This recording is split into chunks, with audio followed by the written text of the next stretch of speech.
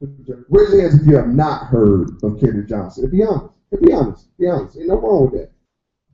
All right. We got some people that don't want to participate, or maybe I did bad in math. But we're going to keep it moving.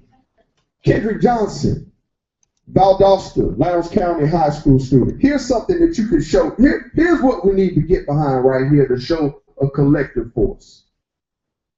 Whether it be racial boundaries, generational boundaries, ideology boundaries. Kendrick Johnson went to school, if everybody has a sheet, went to school on January 10th, 2013. He looked just like that in his basketball uniform. January 11th, 2013, that is what Kendrick Johnson looked like. This is the new Emmett Till. And I'm not just calling it Emmett Till because of the resemblance. Anybody knows the history of Emmett Till, the Till family, and I know, Kimberly, I know you deal with the Till family firsthand, but they put the photo out of Emmett Till as a shock and awe of what was going on to our people. Same thing with the Johnson. Same thing with the Johnson family. The Johnson family released that photo for the shock and awe. But goodness gracious, it's 2013 when that happened. Wrapped up in a wrestling match. Lowndes County, before the autopsy report was completed, the Lowndes County Sheriff Prine, came out and said that it was an accidental death before the completion of the autopsy. So it wasn't surprising that when the autopsy was completed, it confirmed accidental death. Cause of death, positional asphyxia. They said that Kendrick Johnson, the mats that we have in school that we tumble on and all that, it was rolled up and stored upright. But they said Kendrick had a shoe, and he tossed his shoe in the mat, it went down the court, and he climbed up on the bleacher. Now this is the official report for the cause of death. He climbed up in the mat, climbed on top of the mat, and climbed down in there trying to, this is really ridiculous way to think about it, trying to retrieve his shoe, got stuck, and died. That is what the sheriff's department told this family. And that's not just the family, that's what they told y'all. That's what they told us. Positional asphyxia. The reason that his face is disfigured because he was upside down for 24 hours and the blood was rushing to his head. That's what caused the swelling. Now you could die from being upside down, but it's going to take you a little longer than that, and you ain't going to be disfigured like that. For the sake of time, because I know I started off talking about something else. The parents exhumed this boy's body. Okay? After months and months and months, I spent so much time down in Valdosta before it became a CNN special, before it even became on WSB and Fox and all that. It was just local news back when I was going down into Valdosta. Now it's the national headlines. But when the body was exhumed, let me keep it flowing. When the body was exhumed, not only did the second autopsy say that it wasn't positional asphyxia, it said he died from blunt force trauma. He died from blunt force trauma. And not only that, the boy was missing his brain, his heart, his lungs, his liver. And let me say, he's not an organ donor. And the family didn't say, hey, let my son's organs go to experimental purposes, not experimental, medical purposes. Organs gone. Right now, the United States government, our beloved judicial system, that failed when it came to Trayvon Martin, that's failed in a sense when it came to Jordan Davis.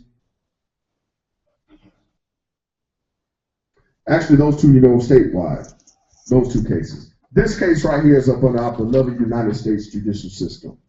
It is under federal investigation, under the guidance or the hands of U.S. Attorney Michael Moore.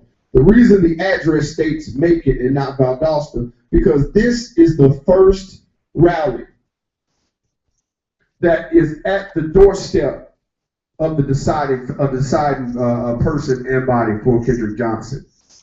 So I say this: we've been rallying and screaming for Trayvon, and rightfully so. I've been a part of organizing some of those. We've been rallying and screaming for Jordan Davis. Actually, not enough. we're kind of doing it reactionary after this verdict. Well, here go one of the biggest cases, if not the biggest, in the history of this Georgia and almost of the nation. You have the medical examiner's office, who is in trouble for the first autopsy for saying this positional asphyxia. You've got the sheriff's department on the front end. There's so many other details, and I don't have time, but the sheriff's department on the front end calling this an accidental death. I cannot prove this as of yet, and there's things that I can't say right now.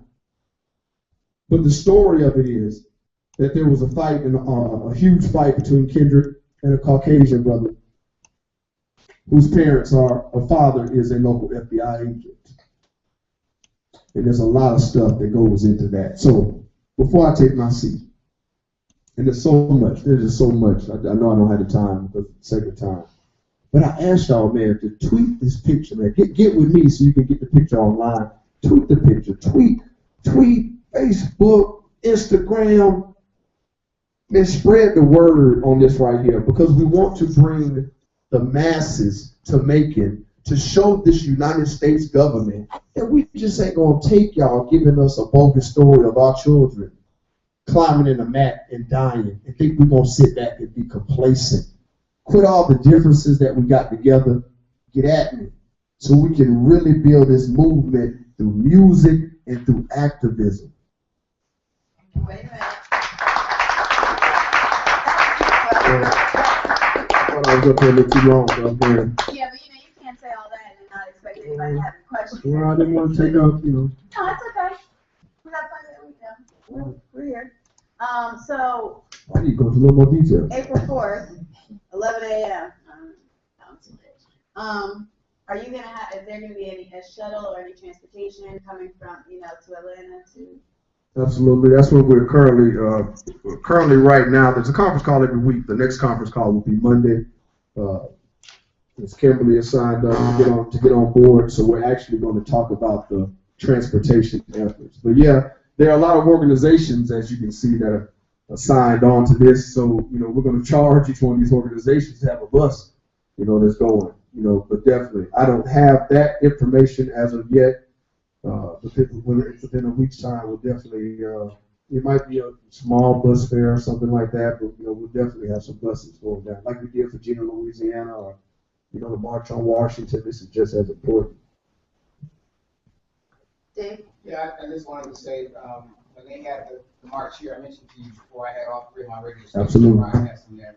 But one of the things that you didn't mention because of time that is important is that they cut his fingernails all the way to the skin. Absolutely. And I don't know what happened, but I'm sure there had to be some DNA evidence underneath the nails for them to cut all the way to his skin.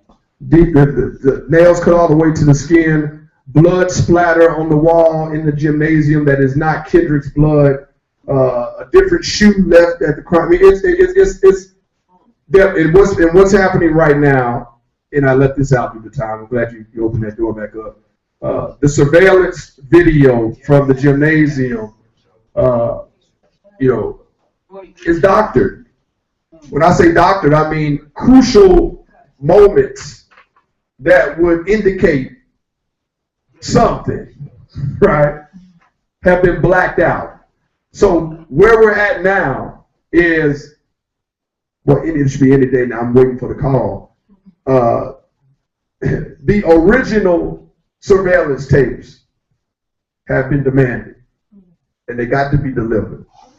And let me just say this, without saying too much, even the videotape that we have right now points to people of interest. I'll leave that right here. Anybody else? Anything?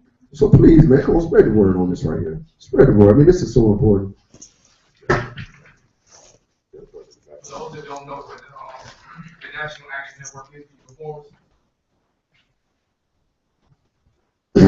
National Action Network, I paused for a reason. National Action Network is located at 632 People Street.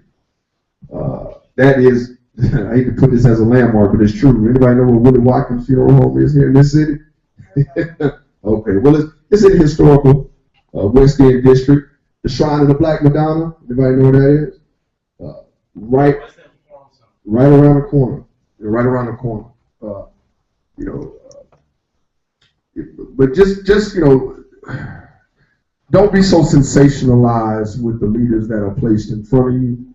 You know, the hip hop generation, the hip hop industry, you're very critical. So keep your thinking caps on all the time, no matter what leaders are put in front of you, right? And then get behind some of the younger brothers, you know, without acting like I'm self-branded. You know, you got a young brother in Florida by the name of Philip Agnew, awesome brother. You know, but don't even get behind the person. Better yet, get behind the issues, the cause, the movement, and then you can work all that other stuff out. So I appreciate, you know, the time coming, and I know I probably got myself in trouble, but listen here, if we don't keep it real, I don't care what circle you're in, always keep it real, and always speak that real truth to power to the people.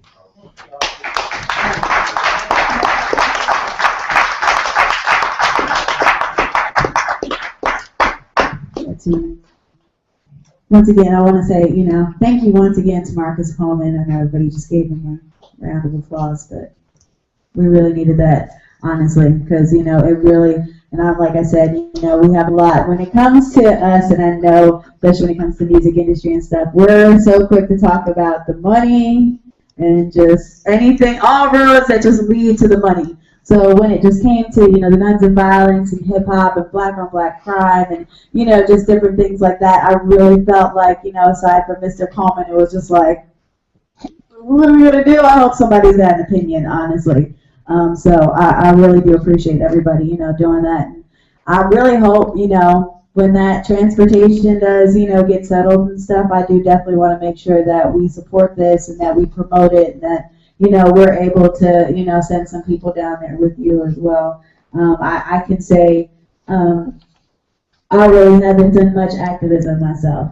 I'll just, you know, just be completely honest. You know, not to say I'm a political person either. And but you're absolutely right. You know, but I definitely want to make sure, like I said, just even with Trayvon and just, you know, just Tyrone. I mean, there's just so many people. I mean, I can go on and on and on and on and on. But, you know, it's just, I definitely want to make sure that this was one thing that, you know, I also do, as most of you guys know, I do write with Rolling Out. And this was the one thing that they were one of the, you know, urban publications that actually did follow the story and keep going on. And y'all know they don't follow up on much, but they did make sure that they were consistently on top of it. It did get a lot of attention and traction. So, you know, I did, you know, when he said it at first, I was like, Kendra, I don't know who that is. Kendra, what? Oh, no, I don't know who that is. But then, you know, when she said the story, I'm like, oh, I definitely know who that is, and I definitely know what's going on. So I want to make sure that we support that. Any other further comments on the subject, the topic? Any? Yes. I just want to really say that I was really touched on it. Like, I'm just finding out about the fight and Caucasian male, and his dad was an FBI agent. I'm from Ferry, Louisiana, which is 20 minutes down the highway from Gina, Louisiana, which happened back in 2007. And I felt like as a young generation, I just sat back and didn't do nothing about it, didn't speak on it. So I definitely like to become a part of this, man, because I remember back when I was a young boy in 99, like I was 12, 13, and we would go to Gina, Louisiana, and they would make us go to the back of the store. Like, they would not let us come in the front. And so when that happened in 2007, my mom was not surprised because how they would treat us when we would play in the football and things like that. So I definitely like to come a part of this, man, and speak out on it. I just want to make one other point to the brother asked about National Action Network. This is not a National Action Network rally. I mean, this is a rally that is truly going to pull the coattails of everybody that says they're about justice. This ain't no more a National Action Network rally than it is an Urban League rally. This ain't no more Urban League rally than it is an NAACP rally. You know, that's part of the problem that, you know, some of these organizations, they acting like gangs and they clicked up and they fighting over territory, and the territory are the souls and the lives of the people. So I'm fused at the hip with man because I'm starting the organization here, but man, there are things just like religion, and I won't go that much deeper, that I pull from different aspects. So there's good things about NAM, there's good things about NAACP. So just know, I mean, this is a rally being led as a coalition, together in this.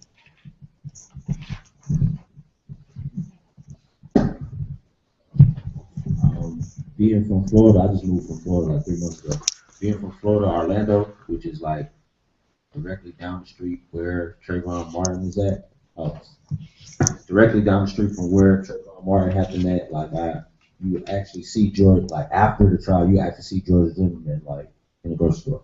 So, and then I lived in Valdosta before as well. I know where Lowndes County High School is at. So, like all of these different happenings around black men, and it's it's commonly known in the state of Florida, like you're black, you're not gonna get no fair trial. I'm sorry. Like it don't matter whether you broke into a car or somebody was trying to fight you that was of an opposite color, whether black, Spanish, or white, whatever, and you might have been defending yourself, but you still gonna get hit with the bench, is what we call it. You get hit with the whole book, the gavel, the bench, everything. So, because even with this case, as it comes into Georgia now, and Georgia being considered like the Bible Belt of the South, I urge all black men to protect themselves at all times and kind of like be more conscious of, what you surround yourself around. And as black men, I know we're very headstrong. We feel like we always got to jump up anytime somebody engages us, but sometimes you got to examine your situation and your surroundings and know what's against you. Because it's all, that's how I was raised. I'm young. I guess I'm from a younger generation than most people in this room. My grandma told me, being from Quitman, Georgia, around, where it's really go down at like picking cotton and all that stuff. When you walk out that door, you are the enemy. And you treat to act like a soldier at war at all times. Watch your back, move around like how you're supposed to. I can't even go in some buildings sometimes. Like I don't even go to the club sometimes unless I can be in the VIP and have my back to a wall because I see everything that's going on around me. So, and it's not nothing against white, black, or whatever. It's just the society has built up around us this wall or this paranoia to where we feel like we are the enemy at all times, where we can even be in our own environment and we ain't safe. So we really I don't feel like we fight them. It's kind of like we were put in a position to fight not each other. What's the word I want to say? We fighting the stereotype. Like we're fighting against the fear of the black man. Yeah, the ghost of the black man. Like we're fighting the fear that's been built up. Like like why are white people so scared when you walking around? Like, or why does a white woman, like if I'm in the aisle in Walmart, why does she walk to the other side of the aisle? And I'm just walking. So a lot of stuff I feel like, just like these rallies and everything, different things we're getting prepared for. I mean, I don't want to, the president shouldn't be built out of fear. We should find a way to make it built out of like more like because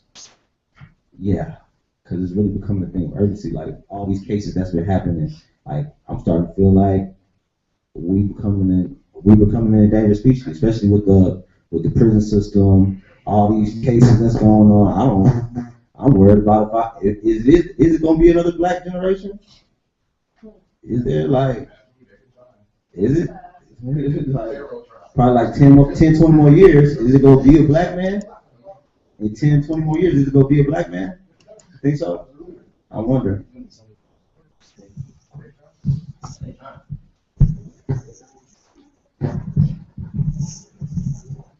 Yeah, in my opinion, I don't think it got worse. I just think it shifted. Like, looking back at some of the history, black people been getting lynched and churches being burned and black guys being shot for looking at white women. They just had to do it in a different way. Because, slavery still go on in different forms.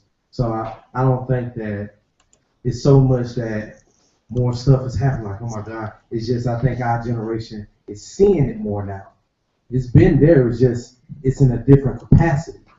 And if we don't face it and stand up for ourselves, like, I'm a heterosexual. I don't have nothing against homosexuality. But in the same sense, how homosexuality have fought for their rights and they got a lot of stuff going on. So if we don't fight for our certain issues, how we gonna get things going on. Yeah. The brother, you spoke about the fear, and well, I'll touch on this in a second. You know what makes it worse now? What makes it worse now is that when they were lynching us, we were killing each other. I mean, it was more of us to fight them. But now we're the only race that really has to be afraid of the cops and the robbers. And that's the sad part about it. You know, the people will allow you to do. People will do to you what you allow them to do. Right? I told you I call people out sometimes even when I shouldn't. But hey, listen. I mean, you know, people might have had something to do. You know, see, back in the day when we used to have these gatherings, what they used to call them, you know, they used to be in churches, and ain't nobody moved when we were talking about this kind of stuff right here. Because you might be sitting in here right now, we talking about Kendrick Johnson, but then you'll walk out of this door and then we'll be talking about your family next month. We're so reactionary. It's convenient for us.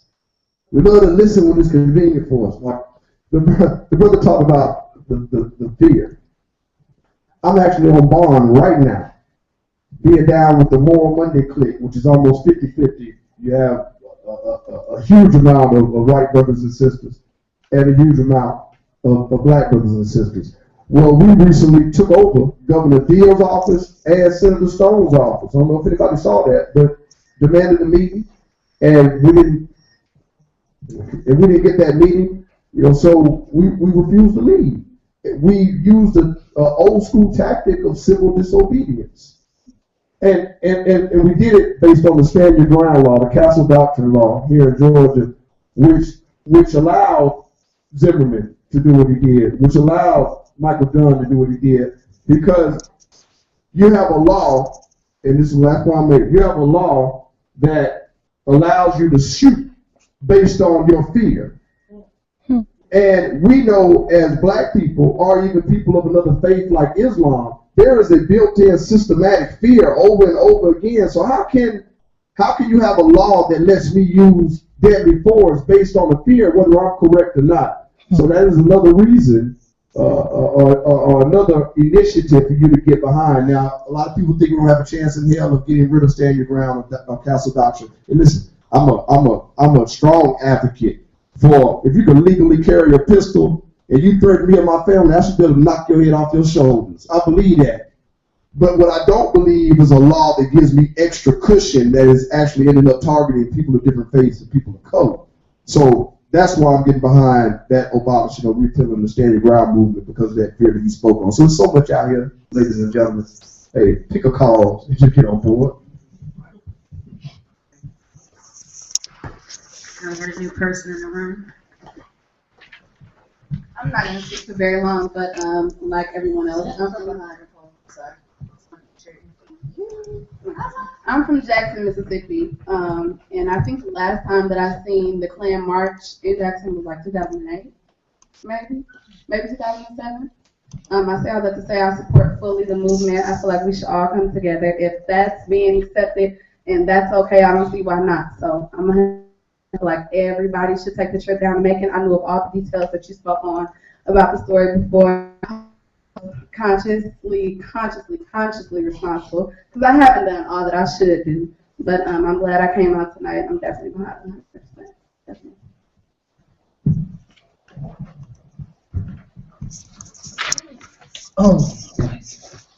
I want to know how we can be effective as far as in the justice system or the judicial system, because recently I've seen posts like, I've seen what happened to Trayvon Martin, Kendrick Johnson, and I see what happens to the offenders that did this crime to them, and opposed to the young lady that was also in Florida who was arrested for firing warning shots against her husband. And I want to know, like, I see the different things going on, and there's a constant cycle of a certain color being put behind bars for doing less of what another color was doing, was their charges way more radical opposed to what they've been doing. So how can we become effective in the judicial system? I mean, it's the typical way of going to school, getting an education, becoming a judge, attorney, and stuff like that. But then you have the young generation that's coming up, and they're saying that all those years in school is too long, or it's too much. So they're not putting forth the effort to take that run, you know what I'm saying, to go ahead and make that difference. So other than that, what can we do as far as being effective in getting these laws changed or getting these verdicts to be different in our favor? That's going to help us out and save us from this violence that's going on. And I mean, I salute the major of the hip hop people that have a voice and that have a plateau that speak positivity, but it's not being effective in the court system. You know, it's getting to our minds, and you know, we are thinking of like to teach our children. It starts within the home, you know, and as we raise them up, they'll be able to better themselves. But how can we be effective where it matters? As I hand, I guess, the mic over to someone to answer this, I'm not sure if many people are actually familiar with this, but the judicial law is pretty much made up of contracts. And I'm sure if you guys look into contract law and some other things, and you start to Google and look how to handle yourself against just the government in itself and the way that, if you understand, I don't want to go into everything and, you know, the birth certificates and this and that, but if you are looking at yourself as the victim or looking at yourself as a debtor towards the system, you're already doing a disservice to yourself. So that's just the one thing that, you know, primarily you just have to educate yourself, because there is another way to handle it.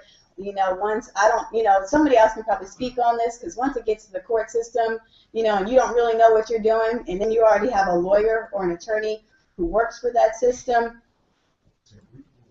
you are, you're already like, you're almost fighting a losing battle. So I can't really necessarily say that, you know, that there's not a solution. I'm sure, like I said, I'm going to hand the mic to somebody else. But this is the one thing that, you know, me, myself, some of my friends as well, we have started to educate ourselves and learn how we conditionally accept, you know, what it is that someone is trying to serve us, or, you know, how to, you know, go about that. So really, I just think that those are some of the small things. I see he's shaking his head. So I mean, I know some people know exactly what I'm talking about, but it just goes so deep, and it's not something that you're just gonna find in school. Like, you've never heard about it before, and when you find it, you're gonna be like, I don't believe this. I don't know if it's true or not. I don't know if I can do it. I'm scared. But it's true. It's real. Like, I literally went to court with someone who presented himself in the manner in which that you are supposed to. And when I tell you that the judge would not even let him get a word in at all, because of the way that the minute he came in with a piece of paper and said, boom, they were like, well, we don't do this, we don't do that. And they waited, held them back till the last person in the courtroom, then took him over to another courtroom so somebody could talk to him, and she wouldn't even let him get a word in. But what she did do is she gave him exactly what he asked for, and it was a 45-day continuance, so he can continue to discuss the matter in a private setting, in a private court, not in the court, in a private matter. And that's exactly what happened. So, you know, I'm seeing it for myself in real life right now. Just educate yourselves, look it up. You know, and that's pretty much it. But can anyone speak on, you know, once you get to the court? Any?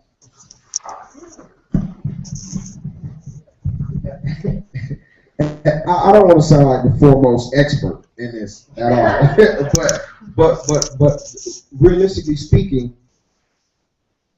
us as young black males and black females have to be autodidactic, which is self-taught. You have to go find these certain things. And when I actually got to looking into certain different laws that they have in place that go back to the old King's Law and Latin, and we could take it as far back. But I started with the Right to Travel Act. If you read that act in itself, kind of like, what was the act, the bill they passed on 9/11, the Patriot Act.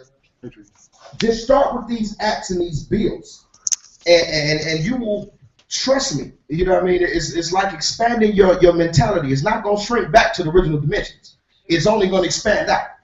So the more you read and the more you go search for these things, the more knowledge you will find. It's there. And the old saying, it's typical, but if you want to hide anything from anybody, put it in a book. It's not going to be on the back of the synopsis. It's going to be deep down because the devil is in the detail. So once again, it's about self-awareness. It's about understanding who you are, where you come from, what position you're in, who's in power. You have to look at these things. And sometimes us as individuals, we put the blinders on like a horse. We only want to get to the money. We only want to get to the profits. How we get to the profits. But it's so much more that goes on in between the ticks and talks on the clock. It takes awareness from everybody. It takes finding like minds and connecting with them. Because it's true, everybody's not going to be on your frequency. It's not going to happen. But like the brother say, just because I disagree don't mean that we can't get along. Because they do it all day in Congress. They got two different sides of the aisle. They got Republican, they got Democrat, they got nonpartisan, partisan, they got all kinds of different adjectives. Oh yeah, all day. But do you think that they're going home with it? No. It's a certain way that society is ran that they have had time to perfect for years. They perfected it. So you can't go and rush and go try to solve something when you don't know the problem. Right? That's like trying to fix a car and you don't know what's wrong with the car. All the car needed was some gas, but you under the car with a crowbar. You're gonna waste time, talent, and you might kill yourself if you don't know what you're doing. So these forums, these are important. And however we get it done, let's just expand it. Let's let it expand, because once it expands, it does not go to the original dimension. So, brother, reach one, teach one. Each one, teach one. How I go? That's what we got to do. We got to do it. We got to do it because everybody has to be activated. It takes live minds to move dead minds. I ain't never seen a dead man bury himself. So it's the same with our mentality. We got to sometimes knock a brother out and say it. So that's what it's about. That's what it's about. Thank you. Just we have a book on the wall called Black Codes in Georgia. You'd be surprised when you look in this book, laws that have been on the books since the 1800s that are still on the books. Okay, I had a police officer come in here one day, brought his son in, and I handed the book to him, and he started flipping through it. He just couldn't believe it. So it is in the book. You know, that's what she is saying about understanding the criminal system. You can't just walk in blind. You have to educate yourself. So when we finish up today, go flip through the book. They are for sale. But flip through it and just see some of the laws that are here. And, you know, one of the things that was mentioned about slavery, a lot of us are still enslaved ourselves mentally. We may be free physically, but and I say that a lot of times when I try to get people to start businesses because that's the first time when you step out on your own, you're not living under the rule of, you know, go to school, get a job, bring your money home. Free thinking is what frees you from slavery, and a lot of us are still may not be physically in chains, but mentally we were in chains ourselves. You know, and that's what this museum is standing for, to give people a taste of, reminder of that those are real chains over there. Okay, but we still got them on in our head. But look at the book, you'd be amazed at what's in here.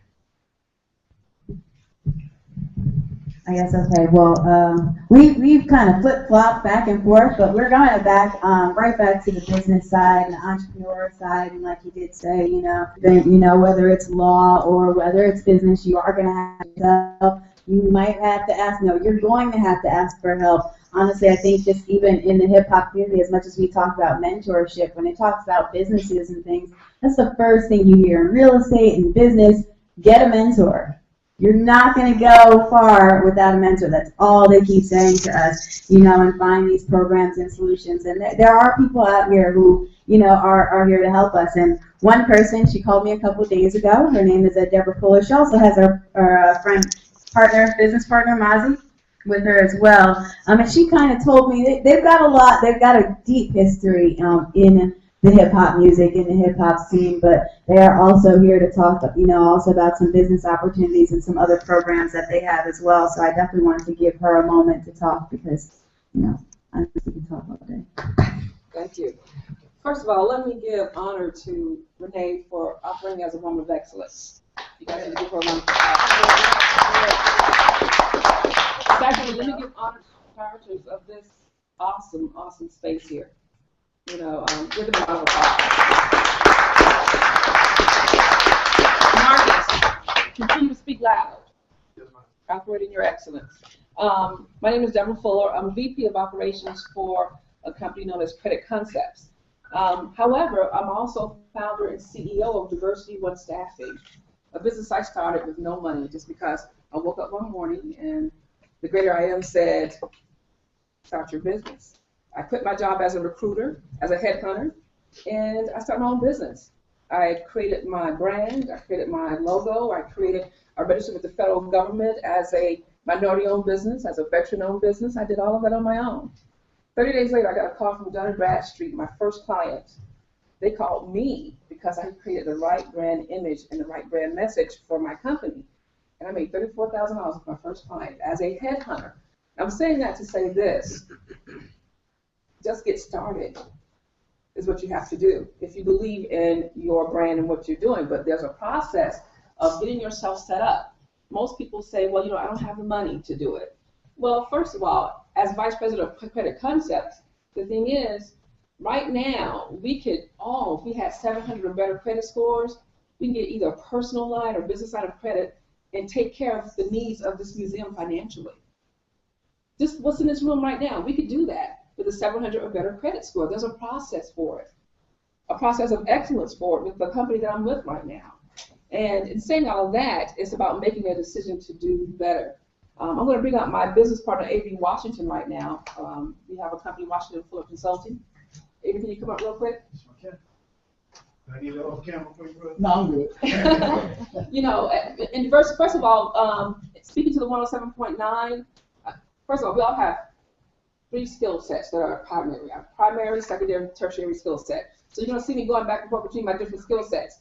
I'm saying that to say this. If you plan on submitting a resume to 107.9, talk to me first, because how you present your resume will determine whether or not HR will even take a look at you. If your resume doesn't present the right message, it's going in a pile. So your resume has to represent excellence. If you want to get the job, talk to me. I can show you how to interview to separate yourself from those who are operating in mediocrity. How to interview properly, how to answer the right questions, how to dress properly, because it's lights, camera, action when you're in the interview room. Your resume has to represent your script. The words that come out your mouth have to represent your brand, personally and professionally. So definitely see me for that particular aspect of presenting yourself to 107.9 as potential employees. And remember, being a potential employee is only a temporary step towards a greater thing.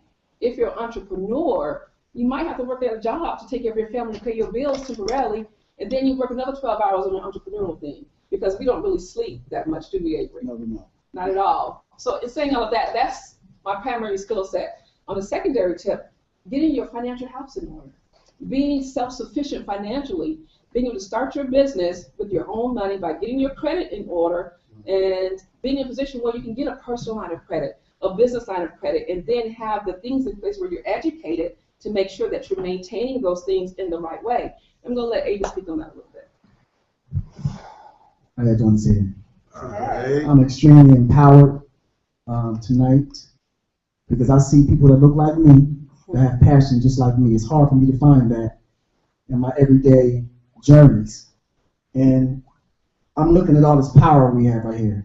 You know, the body, the embodiment, the knowledge. Everybody's bringing something to the table that nobody else knows anything about. You know, Deborah Fuller brings the credit situation. I know how to get funds. You know, once you do have good credit, you have the capability of being your own boss economically.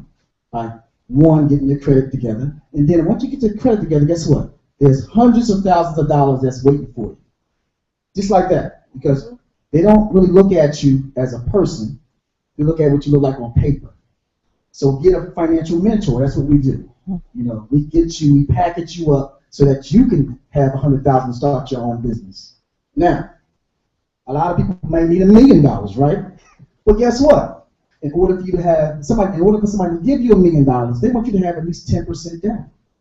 Okay, so if you have a 700 score and access to $120,000, $130,000, $140,000, you can easily get that $1 million because they're going to say, what did you bring to the table other than yourself? Well, I've done my work. I look good on paper. I have good credit. I have access to finance. You know, so what I'm saying to you guys is if everybody in here got their credit score together and collectively say, okay, I'm gonna raise $150,000, what can't we do? You know, we can have a melting pot of ideas and concepts and be able to finance that gentleman right there that's an advocate that's risking his life every time he goes out there. That's right. Because he's in the crosshairs. Well, a lot of us can't afford to do anything like that because we have families and responsibilities and stuff like that. So we need to financially back him because he's willing to take his life for us, give his life for us. So back in the 60s when Martin Luther King was doing his thing, guess what? He had the stars, Harry Belafonte was funding him right underneath the table. Nobody knew about it. But I challenge these hip hop artists that's making all this money now. Invest in us. Invest in the field journals. You don't have to take credit for it. Send some of that little money into a non-profit or whatever so that we can have the monies to take these bus trips down there to support these different things. So what can we do, once we make it? Some of you guys are going to make it out here. Some of you guys are going to be millionaires. I challenge you to reach back. Reach back and bring somebody else up, right? Because guess what? Your shine is nice right now, but guess what? It's going to dim. It happens all the time. But if you bring somebody else up, help them shine, when you start to dim, that person that you brought up can help bring your shine back up. And also economically put it into a situation where, there's funds to help people that's in these field generals that's risking their lives. So the main thing we wanted to say is we have solutions. Your solution is right here. We can make a difference in this room right here. But it all starts in putting yourself in a position where you look good on paper. Invest in yourself. It might take you a couple $1,000s to get yourself together, but you can do it. It's only $299 to get in her program. And then what, $69 a month? For 3, 4, 5 months. You got 700 score now, come see me, and I can get you $100,000, just like that. Now what? I know it doesn't sound real. I know it doesn't. But I'm telling you, I do it all the time. So what I'm saying to you is, I'm solution oriented. There's solutions here tonight, all the way around in circle. But I'm just saying, once you get there, your mindset has to be to bring somebody else up and economically feed other people that's doing all the field work. Back to you. Thanks, Avery. Round of applause.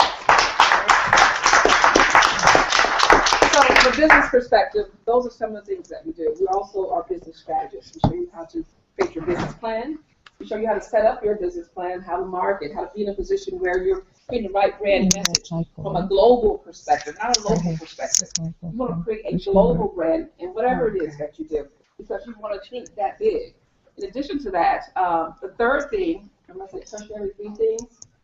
I'm a business development officer for a new digital media campus here in Atlanta that not many people know about.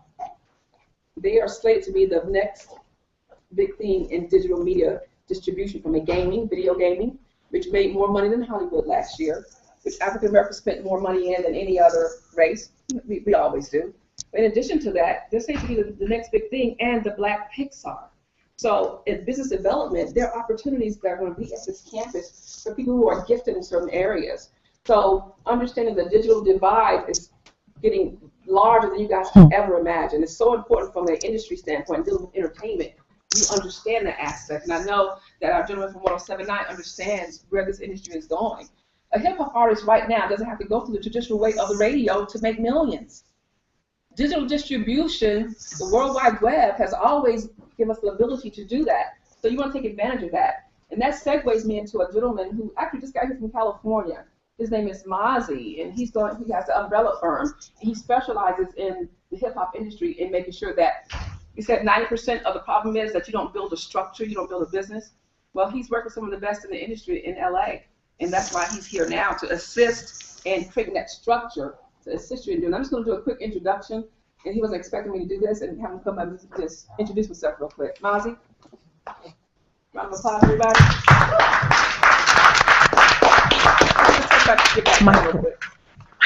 My background, I'm from California.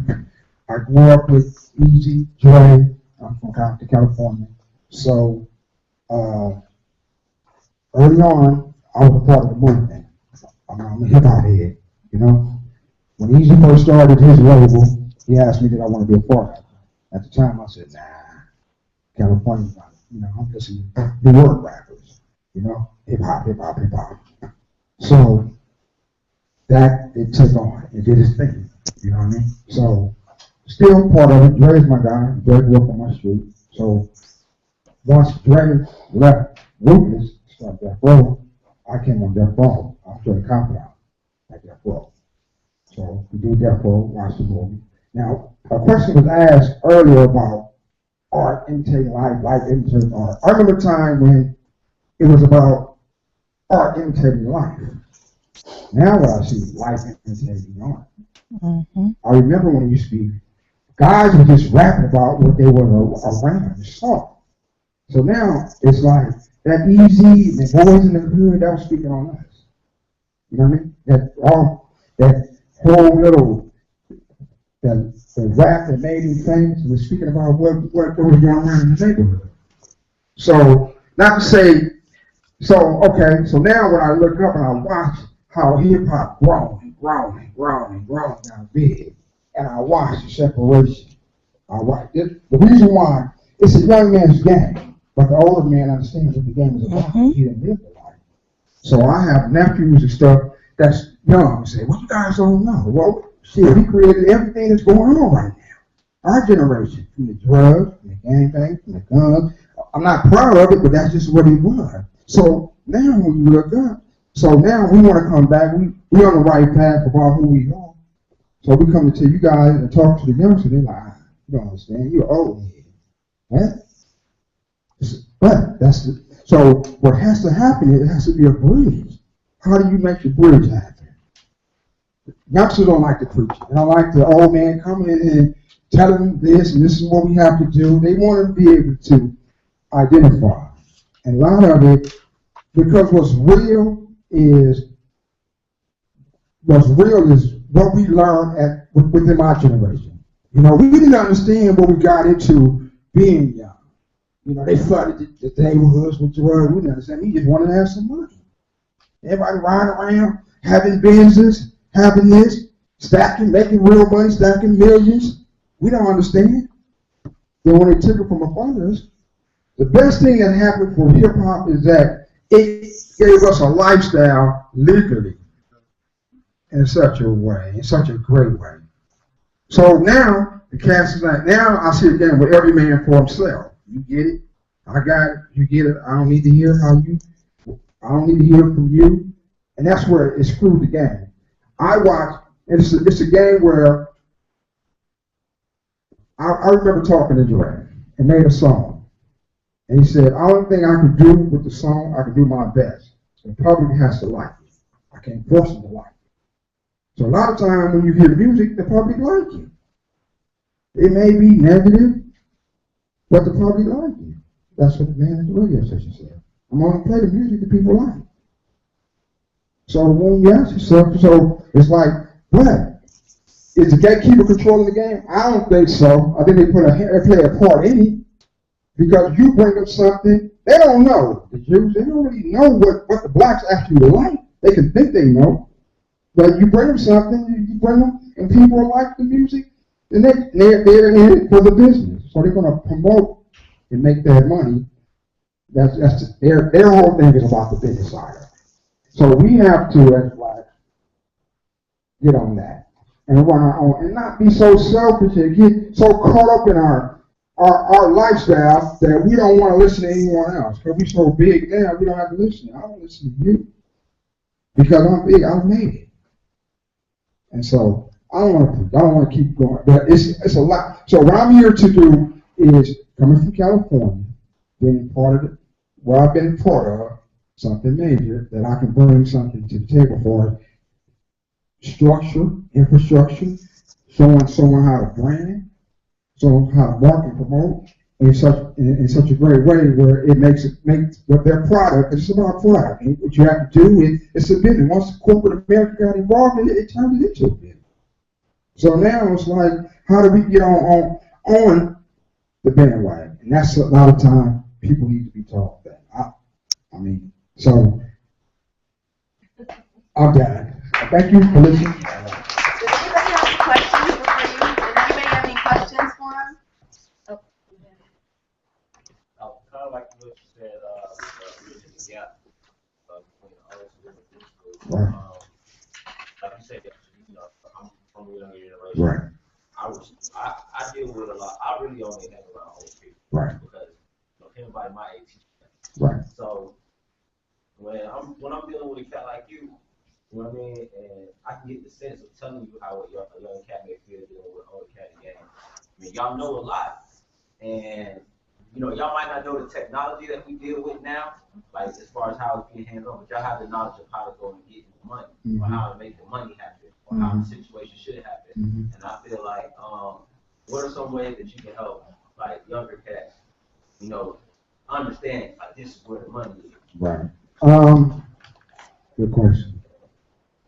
One of the things you got to be open, because being young is a beautiful thing. Because you're young, you brash, and you can't be told anything, but you actually can be told something.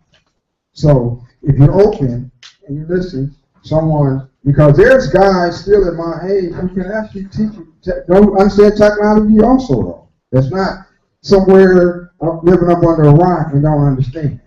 They're really still current, right? And they'll teach you, like, say, for example, you said you were Gucci, right? Teach you how to take what you have done, who you, and what you're trying to do and become, and brand yourself. Because the brand lasts longer than a production. The brand lasts longer than the artist. So now at this point, because then that may be the beginning phase of your life. You may not even wind up being a producer. You may move into something else, television, doing music supervisor for movies or sounds for television. Who knows? But that's a stepping stone. That's a building block. And that's what you have to think on a bigger scale and give someone, you know, the little youngsters around you. They, you know, no disrespect, but all they're gonna keep thinking about is how to make another hot song. How to make another hot song? Oh, this gonna be hot.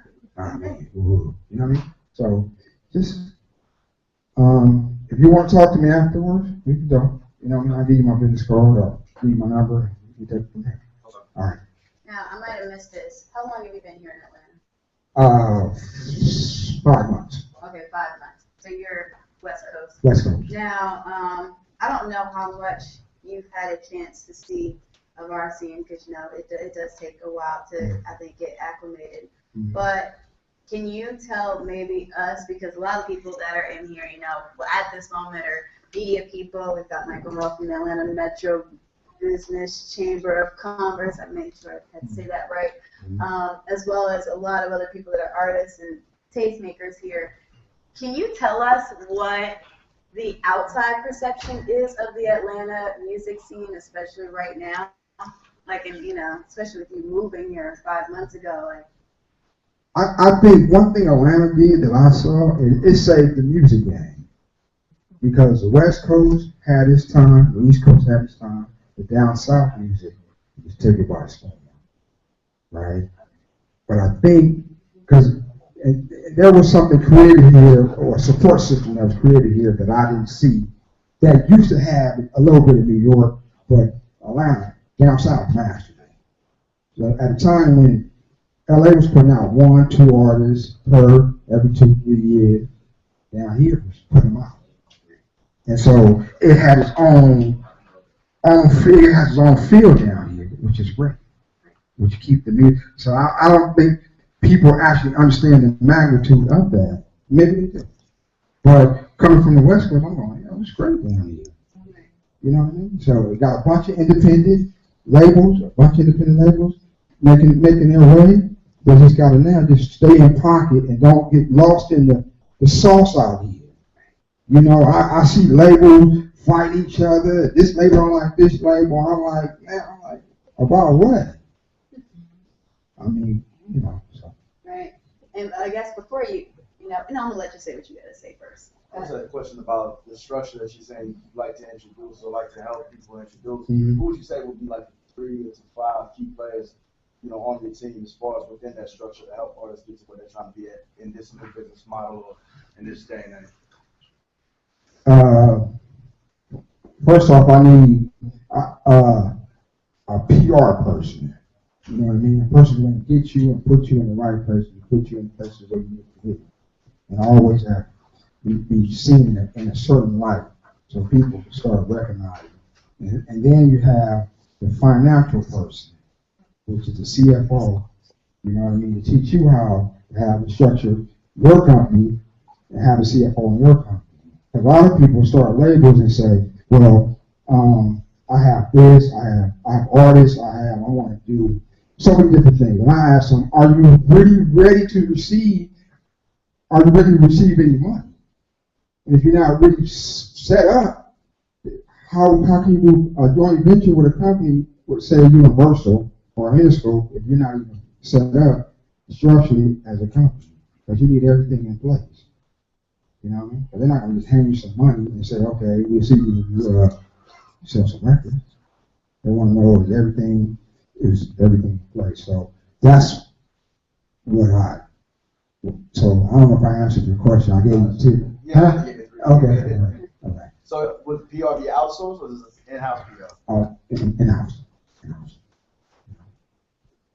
See, I'm glad that you kind of gave that perception, because the reason why we kind of started a lot of this, and one of my reasons is because we noticed that a lot of people are paying attention to Atlanta. Everyone's paying attention to Atlanta when it comes to hip hop, when it comes to music, entertainment now. It's just the fact that we need to build those infrastructures so that way we can benefit from it. We hear people and they come from out of town, and I'm guilty. I came here in 2008. I'm from out of town as well. But at the same time, now that I'm here, I do want to help and build that, and I see it. It's just the fact that we have opportunities that can come here, and you have people here that are like, man, you got labels here, you have this. Yeah, but we also need those opportunities for our artists to get, money and paid shows and things of that nature, and not feel like they have to give into what somebody else told us was cool, so therefore now you have to follow the model. Because I'm sure, just like everyone says, okay, Atlanta, the South blew up,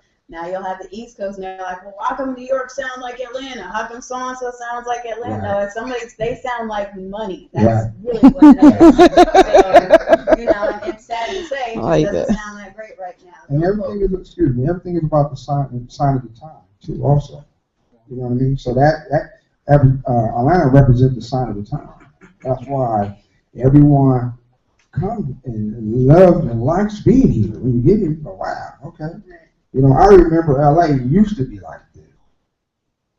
This is a sign of the time. This is what I mean. Thank you very much. And please, guys, if you have any other questions or anything, please don't hesitate to, of course, he did say ask them afterwards. And, any of the people that are still here, any of the professionals, please reach out to them. This is the reason why they're here, to really help us. Even if it's just one little thing that you have or a question or whatever, it makes a difference. These people that do stuff to help the community, they want people to come to them and talk to them and ask questions, and they want to give advice. And, honestly, when she's talking about this credit thing, that's all I was thinking in my head was how much? How much? How much? How much? And that's the cheapest price I've ever heard anybody say that they were going to fix somebody's credit. Yeah, everybody, okay, we all know. So, that's what's up. And I didn't know that, so I'm not, pretending.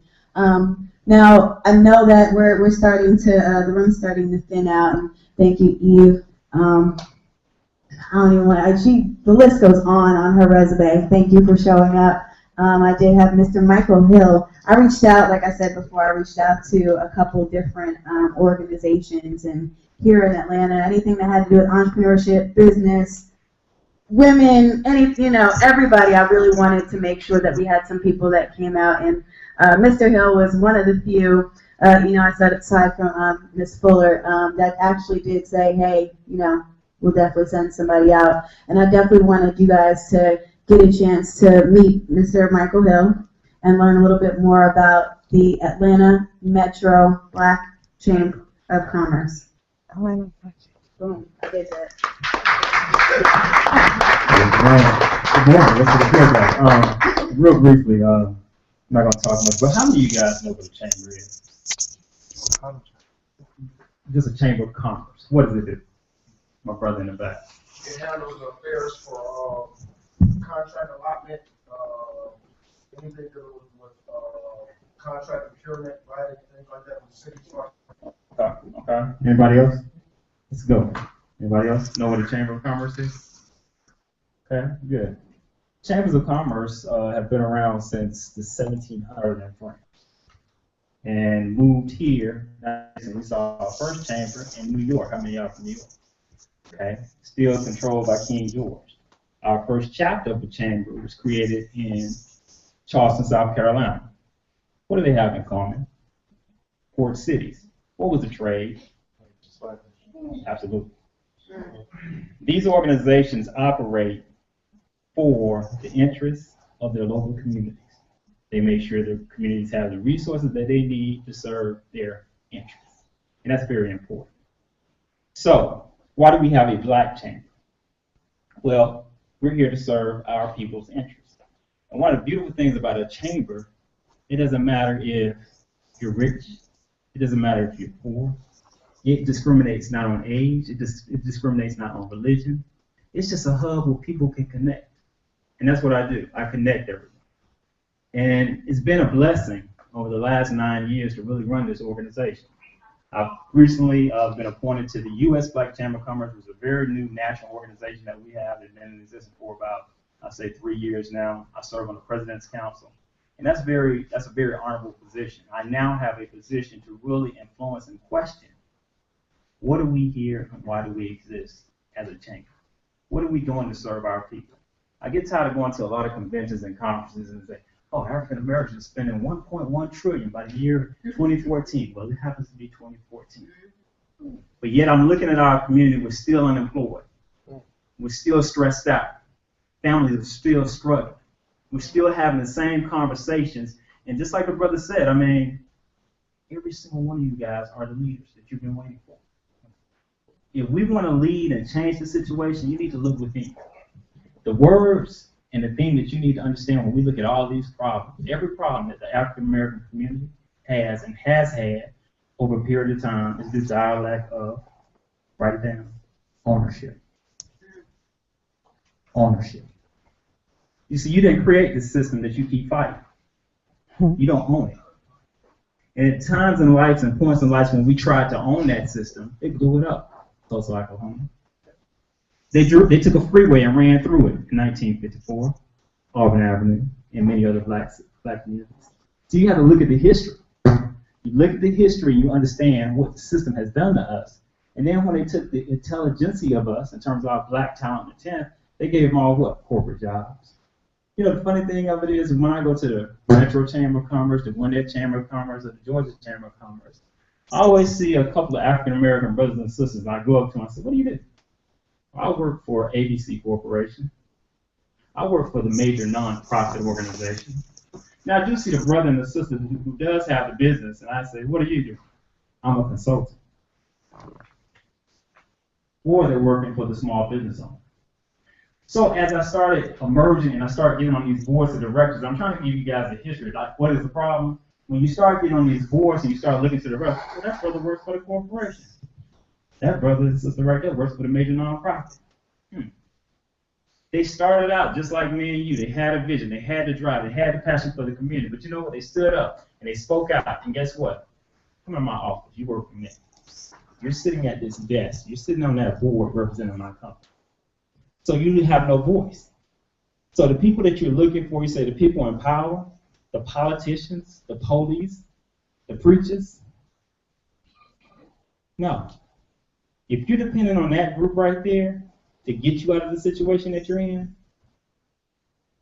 we're going to still be having these conversations over and over again. So one of the things that I'm encouraging is that we get into the business of ownership.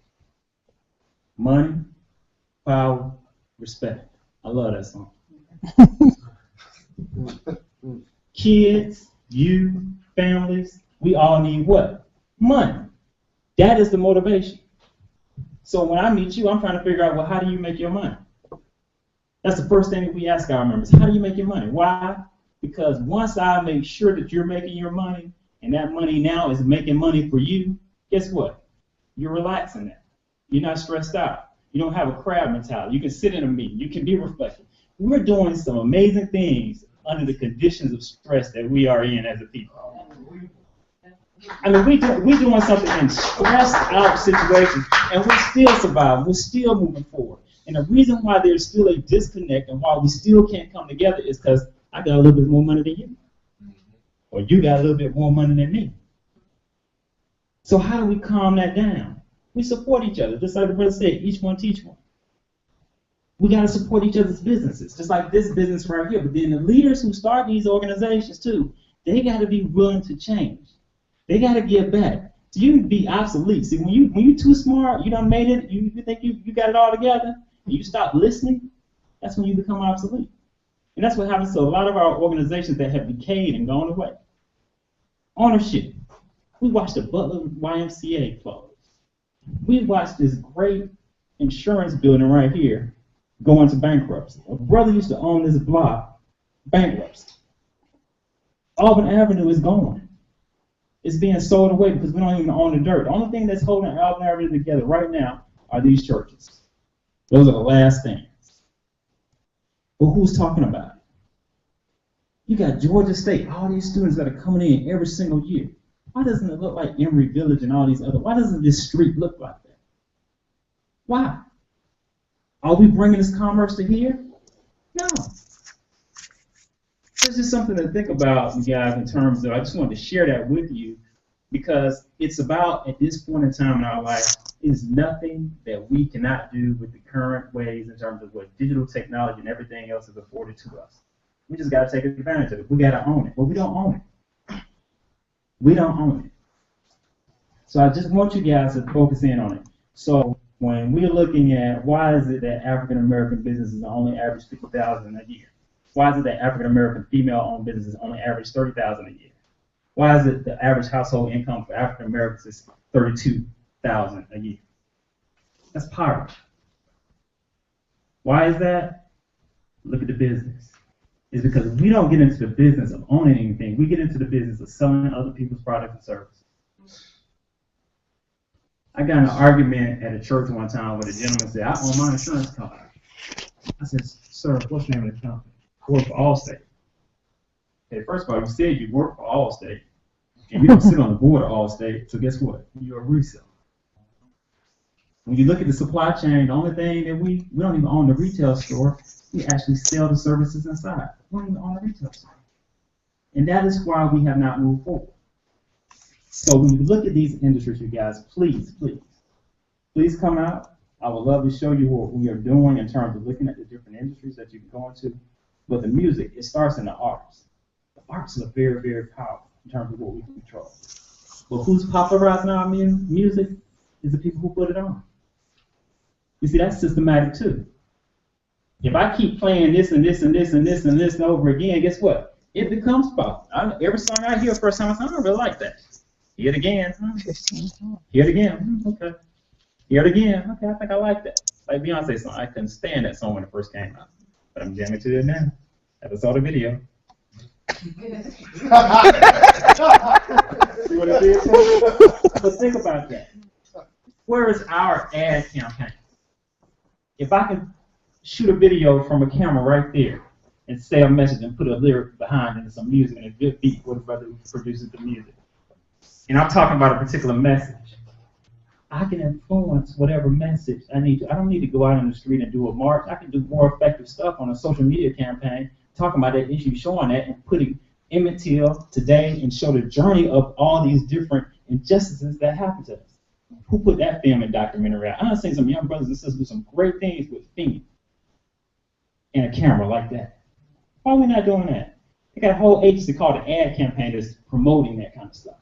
That's the kind of stuff that we need to be doing, bringing the music, the film, the social media together. It's not hard. I don't have to ask anybody to do that. That's the people's movement.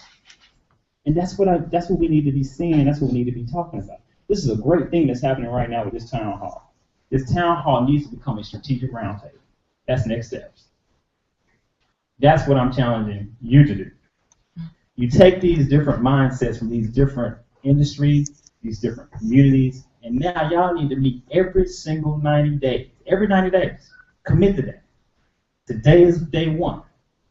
The next 90 days, y'all should begin dialoguing. You bring what you know. You bring what you know. And you put that into a strategic roundtable. How many media people in here? Raise your hand.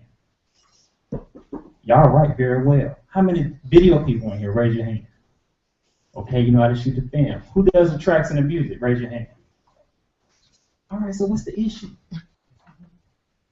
The media is the most powerful entity in terms of getting the message out. And it will generate money. I get so tired of people coming up to me saying, Mike, I'm trying to make a film. You know, this is Black Hollywood. I said, brother, sister, have you ever done a documentary? Do you know how many untold stories have not been told in our community that I can help you get onto HBO and some of these easier places to get on? And then guess what? Now you're going to do your documentary. Now you can get a film. Don't that make more sense? But I want to do a film. It only costs more money to do a film. I can do a documentary, and how much? What's the lowest I can do a documentary for? I can do one. 10,600. All right. So I mean, those are the things that I would love for you guys to engage in and think about. But I want you guys, ownership. You own that. You own that. But as long as you're sitting back waiting for people to make the decisions for you and the power that you have in your hands, you're still going to be having these conversations. I invite you guys to come out on Friday. We're bringing in the U.S. Black Chamber of Commerce. I'm bringing in a very powerful brother from Google, Chris Gentile. And guess what? Chris make movies and he got a music background. Yeah, at Google. And the things that we ask Google to do is that, no, don't come to us and have a speech and conversation. We want to touch the products. We want to understand. My members want to know how can they do and partner with YouTube. You don't choose partner. That's what what's my boy doing now? Russell Simmons, All Deaf Digital. All Deaf Digital. Awesome. He's cracking me up with some of the shows he's putting on. That's where media is going now. Who's the next film person in this room? $12 billion industry. Say it again, Africa. $12 billion industry. Absolutely. And this sister right here, she goes to the Consumer Electronics Show every year. And that's what you got to do. You go to your industry conventions and get involved and understand where the ownership opportunities are. You have a question? Oh, I thought you were ready. But thank you for your time. I invite you guys to come out. I'm going to give you guys a promo code because I really want you guys to come. Actually, I'm going to get, what's the sister's name again? Renee. You need to be a part of that. You need to bring that table, bring these individuals. I give you a room so we can have a strategic conversation about the guns, the violence, the hip-hop, the black entrepreneurship. Because it's so simple. We can make $1 billion right here in this room with just the talent that's still right here. Seriously. If y'all sit down and really leverage, you got the finance people in here, you got the credit people in here, you got the media people in here, you got the writers. I mean, you got every single thing you need to do a movement without going outside and picking up a freaking sign. I'm just not going to do it. It's about money. Money-wise, if I got money, you're paying attention to me. If I can show you how to make money, guess what? You're happy. You can take care of your family. Power will then come from that. Power will then come. Power is your ability to now think, to strategize, to reflect, to take action. You're not stressed out. You're not worrying about what the other brother or sister got. That's where power comes from. To be able to sustain it so it can go not from just one generation, but 2 generations, but 3 generations. Because that generation and that generation will have money. And guess what? Man, I show respect what my great-great-grandmama did and my great-great-granddad did. Because I got pride in that. That's the solution. That is the solution. And it begins when you start taking control and asking yourself, what do I really own?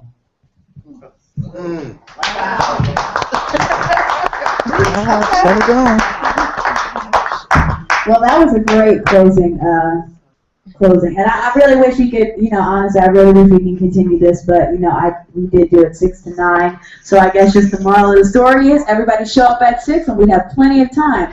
And I love all y'all for coming anyway. Just to let you guys know, next month, March 26th. So that's the last Wednesday. This is after South by Southwest. So don't get it twisted. You will be there.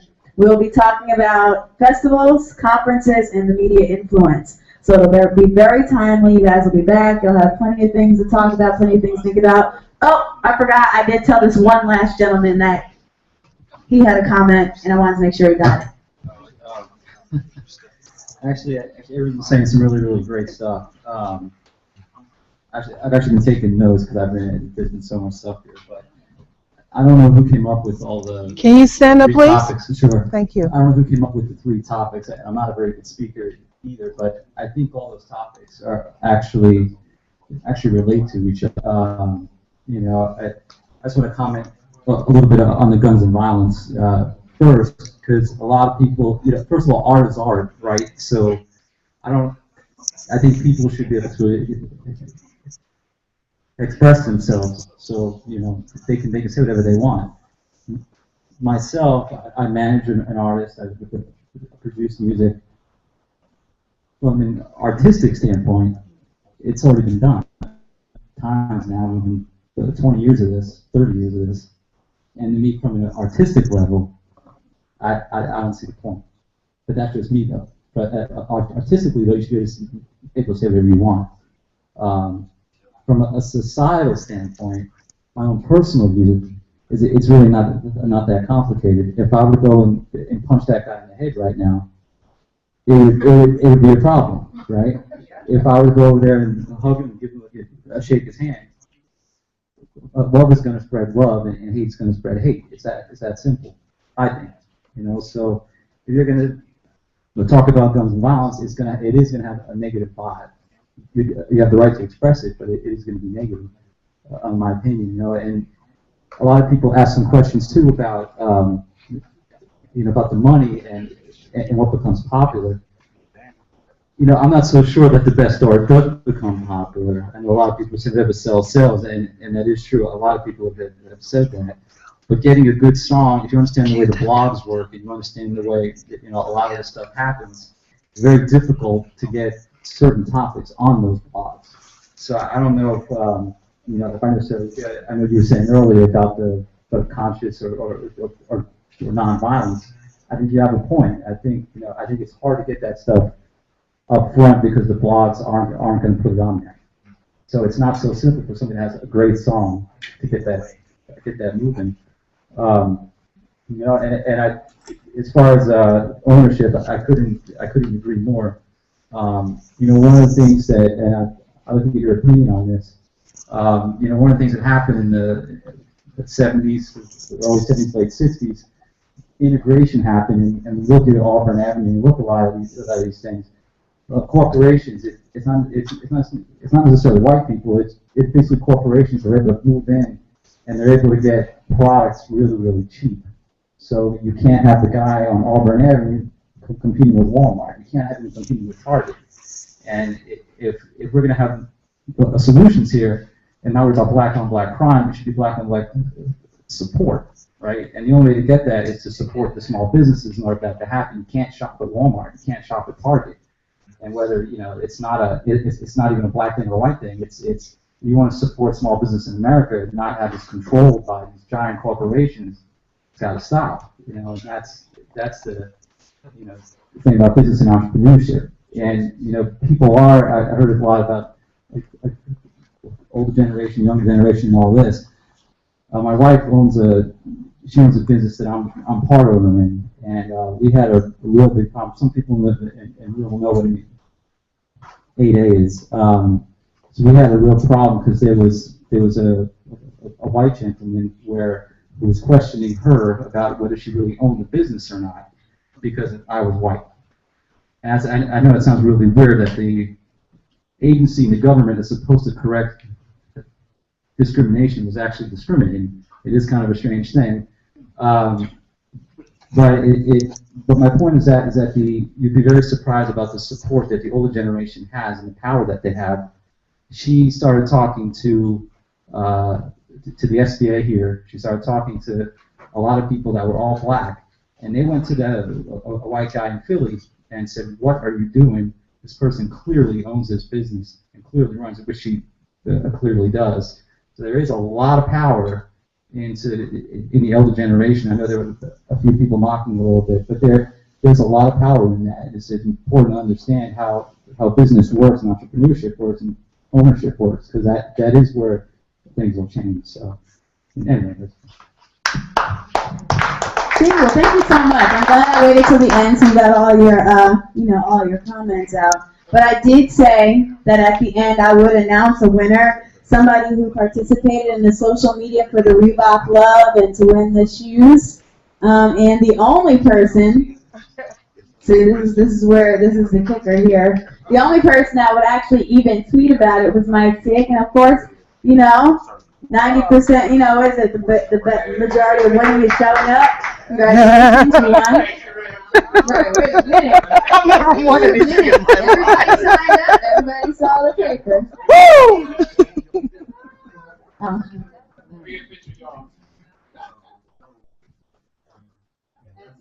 Yeah, nah. That's it. That's what's up. I gotta get your Instagram that I can put Reebok in. You can at Bacardi. Amber Grimes is the person that, eventually, yes. All roads lead back to Amber with those shoes. At everybody for showing up. If you guys have any comments or anything that you were not able to say, please email me or email hiphoptownhall@gmail.com.